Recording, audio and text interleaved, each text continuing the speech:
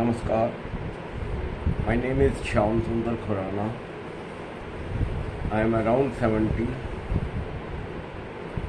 कुछ योगा के बारे में बताना चाहता हूँ। सबसे पहले तो हमें ये पता होना चाहिए कि हमारा सबसे प्रिय मित्र कौन है, सबसे क्लोज फ्रेंड मेरा कौन है। वो ना मेरे माँ बाप हैं, ना मेरी वाइफ या वाइफ का हस्बैंड, ना बच्चे, ना भाई बहन, ना कोई प्रिय दोस्त। सबसे क्लोज फ्रेंड अगर हमारा कोई है तो दैट्स मी। मैं खुद अपना सबसे बड़ा दोस्त हूँ। तो जब मैं खुद अपने शरीर का सबसे बड़ा दोस्त हूँ तो सबसे अधिक ख्याल मेरे को अपने सबसे प्रिय दोस्त का रखना चाहिए, मेरे शरीर का। और शरीर का ख्याल हम कैसे रखेंगे? शरीर का ख्याल हम रखेंगे इसको स्वस्थ रख के। तो आज मैं थोड़ा सा ये इसी बारे में बताऊंगा कि हम शरीर को स्वस्थ कैसे रख सकते हैं। स्वस्थ रखने के लिए अगर मैं मेडिकल टर्म्स में जाऊं तो हमारी बॉडी जो है वो डिफरेंट ऑर्गन्स की बनी हुई है, और ऑर्गन्स टिश्यूज़ के बने हुए हैं, और टिश्यूज़ जो हैं वो छोटे छोटे सेल्स के बने हुए हैं। सेल्स के अंदर फिर आगे न्यूक्लियस होता है, न्यूक्लियस के बाद जीन्स हैं। तो ये सारा एक कनेक्शन है बॉडी का। हर एक का अपना अपना, हर एक सेल का अपना अपना डिफरेंट फंक्शन है। कि अगर रेस्पिरेटरी का कोई सेल है तो उसने रेस्पिरेशन का काम करना है, उसने अपने हिसाब से काम करना है। कोई सर्कुलेटरी सिस्टम का अगर कोई है तो उसने उस हिसाब से काम करना है। हमारे डाइजेशन का अलग है।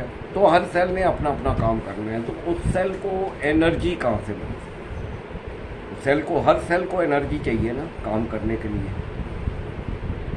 तो वो एनर्जी हमें मिलती है oxygen and glucose. Whatever we inhale through our nose, that goes in our lungs.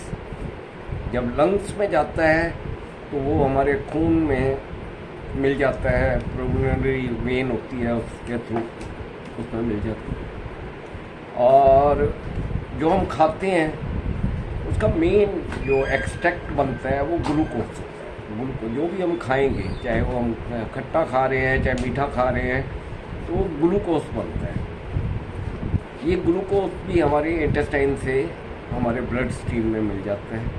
तो ऑक्सीजन भी हमारे ब्लड स्ट्रीम में है और ग्लूकोज भी हमारे ब्लड स्ट्रीम में है। तो ये पंप होता है हमारे हार्ट के द्वारा। हार्ट इसे पंप करता है और डिस्ट्रीब्यूट करता है पूरे शरीर में। और कैसे डिस्ट्रीब्यूट करके? छोटी छोटी नलियाँ होती हैं, आर्टरीज़ के बाद कैपिलरीज होती हैं, और वो छोटी इतनी ब्रांचेस छोटी छोटी होती हैं कि वो ईच एंड एवरी सेल तक पहुंचती हैं। जब ईच एंड एवरी सेल तक ब्लड की मात्रा पहुंचती है तो ब्लड की मात्रा जब पहुंचती है सेल पे थ्रू कैपिलरी, स्मॉल कैपिलरीज, तो सेल के अंदर एक होता है माइटोकॉन्ड्रिया। वो माइटोकॉन्ड्रिया से जैसे ही टच करती हैं ऑक्सीजन, ब्लड टच करता है, that means oxygen and glucose that touch the mitochondria. तो एक इट फायर्स, उससे एनर्जी प्रोड्यूस होती है, and that process is called metabolism. जिससे एनर्जी प्रोड्यूस होती है, कार्बन डाइऑक्साइड निकलती है और पानी। तो उसी एनर्जी से हर सेल काम करता है। कार्बन डाइऑक्साइड वापस फिर मिल जाती है, आके अपने लंग्स के द्वारा बाहर निकल जाती है, और उसी एनर्जी से वो सेल काम करता है। अब बीमारी कहाँ से, डिजीज़ कहाँ से शुरू होती हैं? तो एक साइंटिस्ट को नोबेल प्राइज़ भी मिला था इस बात का कि lack of oxygen supply in the body is the main cause of all the diseases. कि क्योंकि दो सोर्स ऑफ एनर्जी हैं, ग्लूकोज एंड ऑक्सीजन। जब ऑक्सीजन, ग्लूकोज तो हम ज़्यादा खा लेते हैं तो वो स्टोर भी हो जाता है लीवर में जाके, पर सांस तो हमें, ऑक्सीजन तो हर पल चाहिए ना। 1 मिनट सांस रोक के देख लें तो हालत ख़राब हो जाएगी। तो सांस हर पल चाहिए, ऑक्सीजन हर पल चाहिए। अब प्रॉब्लम कहाँ आती है कि हम over a period of time हम कुछ गलत खाते हैं, विषैली हवा ले लेते हैं, कुछ गलत खा भी लिया तो भी हमारा डाइजेस्टिव सिस्टम इतना यंग एज में मजबूत होता है कि वो सब कुछ पचा जाता है। पर उस विषैले अंश के कुछ पार्ट फिर भी रह जाते हैं, वो जिसे हम कह सकते हैं ट्राइग्लिसराइड या कोलेस्ट्रॉल, उसकी फॉर्म में आके हमारे जो लाइनिंग है कैपिलरीज और आर्टरीज की, वो लाइनिंग के ऊपर स्टिक कर जाते हैं। स्टिक कर जाते हैं तो ब्लड का फ्लो जो है वो पूरी तरह से पहुंच नहीं पाता। कुछ कैपिलरीज इतनी छोटी होती हैं कि वो ब्लॉक ही हो जाती हैं, तो उस सेल तक वो पहुंचेगा नहीं, ऑक्सीजन एंड ग्लूकोज नहीं पहुंचेगी, ग्लूकोज और ऑक्सीजन नहीं पहुंचेगी तो वो सेल पहले वीक हो जाएगा, फिर डेड भी हो जाएगा।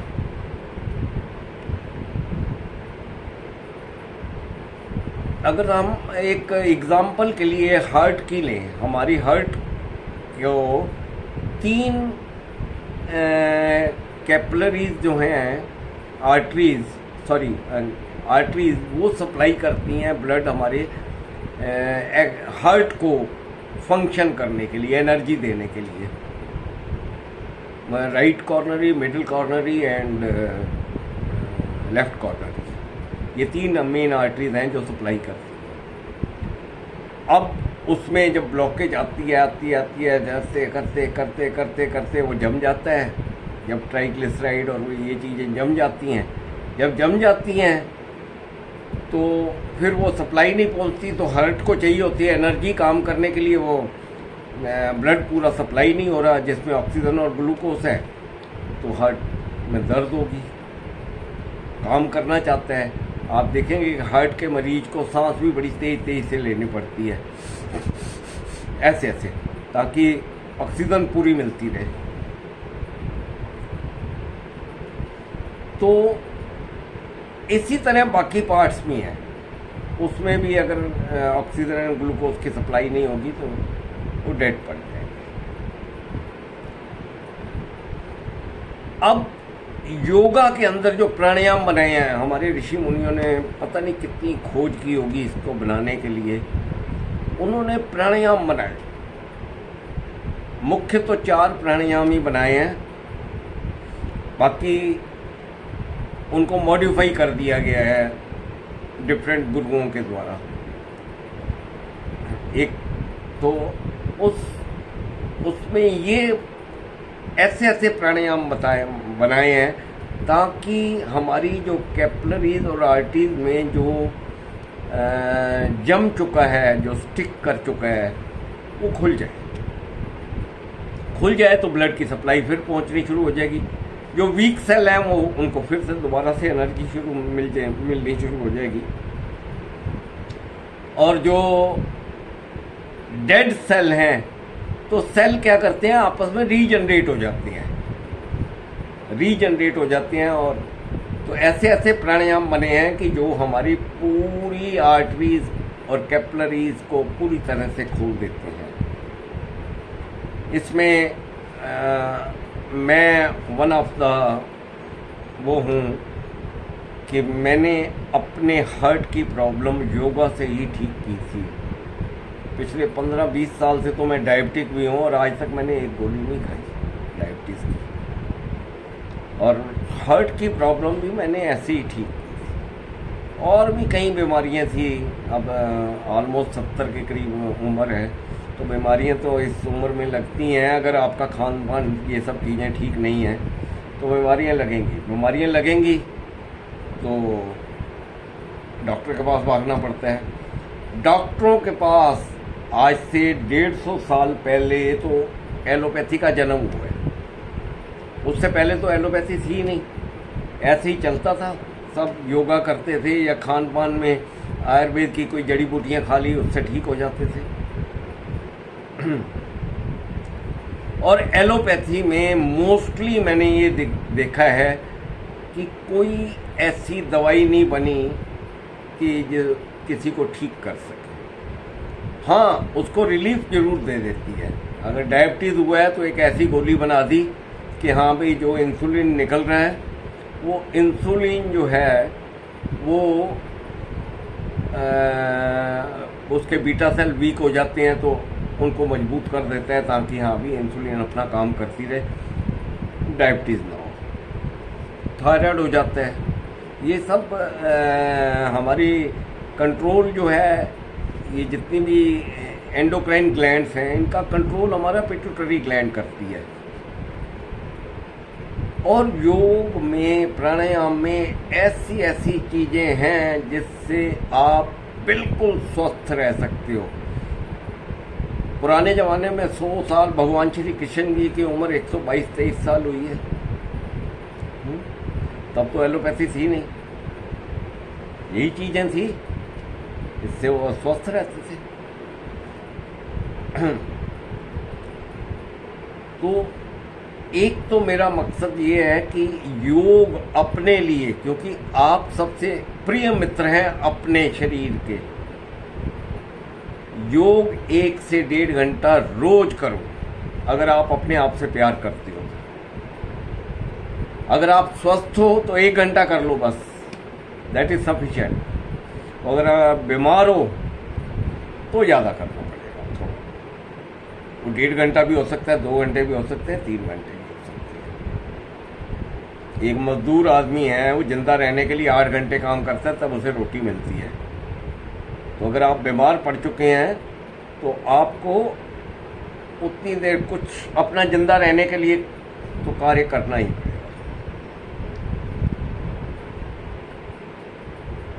तो योग डेली करो। आबो हवा हम कहते हैं ना, हवा हवा पानी फर्स्ट का, हवा मीन्स ये। और खान पान ठीक रखो, खान पान में गड़बड़ ना होने दो, सादा भोजन करो और स्वस्थ रहो। पता नहीं कितनी जिंदगी दी है भगवान ने, जितनी दी है उसको है मस्ती से जियो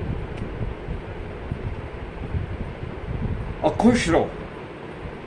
खुश रहना बहुत जरूरी है क्योंकि सारा खेल यहाँ का है।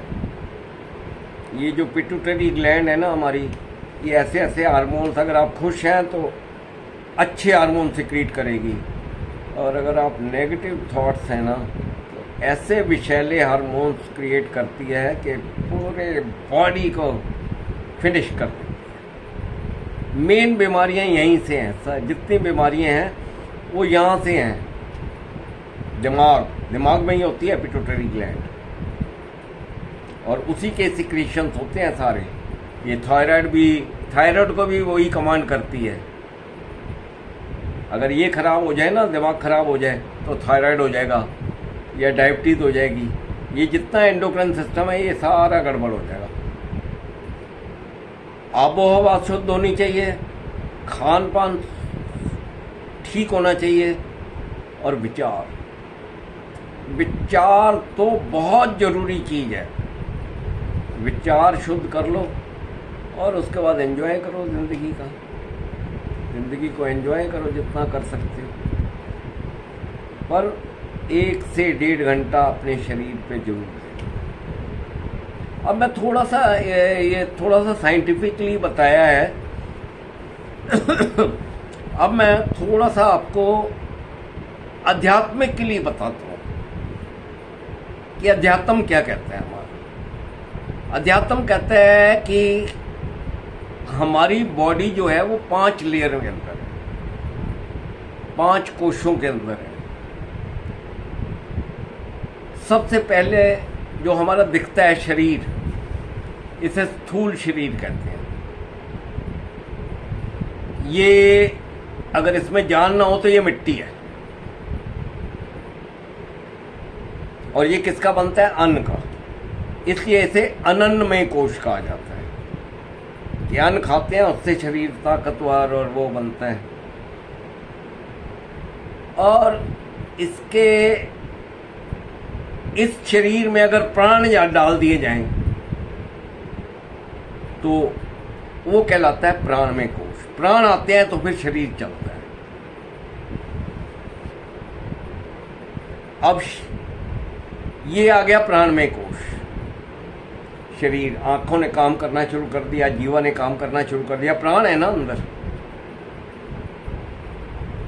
तो ये इंद्रियां, जो 5 कर्म इंद्रियां और 5 ज्ञान इंद्रियां हैं हमारी, इन्होंने काम शुरू कर दिया। अब इंद्रियां तो जैसे हैं कि वो तो उसको मन तो ललचाएगा ही। अब जीभ में कोई टेस्ट आ जाए तो मन ललचाएगा कि नहीं यार ये खाना चाहिए, ये बड़ा टेस्टी है। तो मन की उत्पत्ति हो गई, इच्छाओं की उत्पत्ति होगी, इच्छाएं जागेंगी। अब इच्छाओं को कंट्रोल करना है, एक लगाम लगानी है आपको। ये आ गया मनोमय कोश। अब ये चीज खानी चाहिए, नहीं खानी चाहिए। अब सपोज किसी को मटन या नॉनवेज बहुत अच्छा लगता है तो उसका ललचाएगा, मन ललचाएगा कि नॉनवेज आना चाहिए। अब नॉनवेज खाना चाहिए या नहीं खाना चाहिए, ये कौन डिसाइड करेगा? ये करेगा हमारा विवेक, हमारी बुद्धि, कि हाँ भाई नॉनवेज ठीक रहेगा मेरे शरीर के लिए। तो यहाँ मेरे को ज्ञान की प्राप्ति हो गई कि नहीं, नॉनवेज मेरे लिए ठीक नहीं है, या शराब पीना मेरे लिए ठीक नहीं है, सिगरेट पीना मेरे लिए ठीक नहीं है। तो मेरे को ज्ञान प्राप्त हो गया, जिसे कहते हैं विज्ञानमय कोश। अब ज्ञान की प्राप्ति तो हो गई, पर रहना, अल्टीमेट गोल एक आदमी का यही होता है कि मैं आनंद में रहूं, और वो होता है आनंदमय कोश, जहां कोई इच्छाएं नहीं होती, इच्छाओं पे टोटल कंट्रोल होता है, कोई सुख नहीं होता, सुख के अंदर बहुत खुशी नहीं मिलती, और दुख के अंदर बहुत दुख नहीं होता। सुख और दुख क्या है? State of mind. और जब आपने इसके ऊपर विजय पा ली तो आप आनंद में कोश हो। और अल्टीमेटली गोल क्या है हमारा? आनंद में कोश। तो इस वीडियो बनाने का मकसद यही था कि मेरा पर्पस यही है कि सब लोग स्वस्थ रहें, खुश रहें। पूरा विश्व एक कुटुंब है, एक परिवार है। As per the Hindu philosophy हम पता नहीं कितने जन्म ले चुके हैं, कितने और लेने हैं, किस जन्म में हम आपके पास होंगे और किस जन्म में आप हमारे पास होंगे। तो ये पूरा विश्व एक कुटुंब है, और पूरा कुटुंब सुखी रहना चाहिए। यही मेरी प्रार्थना है प्रभु से। आप नित्य योग करें, और अगर आप जुड़ना चाहते हैं तो मेरे से जुड़ सकते हैं। धन्यवाद।